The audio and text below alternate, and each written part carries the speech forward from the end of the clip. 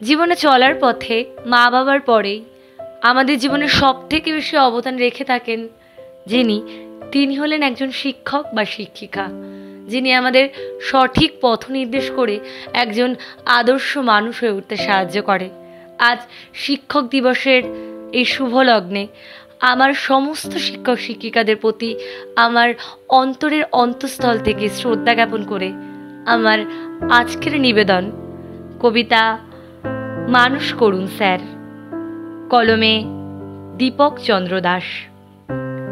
মাস্টারমশাই, কি ভাবছেন? কি হচ্ছে চারিদিকে?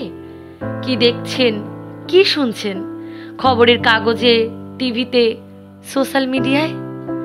ডাক্তার মাকে ঘর থেকে বের করে দেয়, ইঞ্জিনিয়ার বাপকে পেটায়, অফিসার ঘুষ নেয়, মিনিস্টার টাকা চুরি করে। মাস্টারমশাই, কি ভাবছেন এদের আপনিই পড়িয়েছেন? হ্যাঁ স্যার, সারা জীবন ধরে এদের আপনিই পড়িয়েছেন। স্কুলে, কলেজে, বিশ্ববিদ্যালয়ে আপনিই পড়িয়েছেন।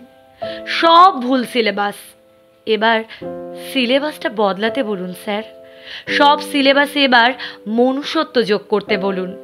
শুধু ডাক্তার নয়, ইঞ্জিনিয়ার নয়, অফিসার নয়, মিনিস্টার নয়, ওসব হয়ে ওঠার আগে আমাদের মানুষ করুন স্যার, আমাদের মানুষ করুন।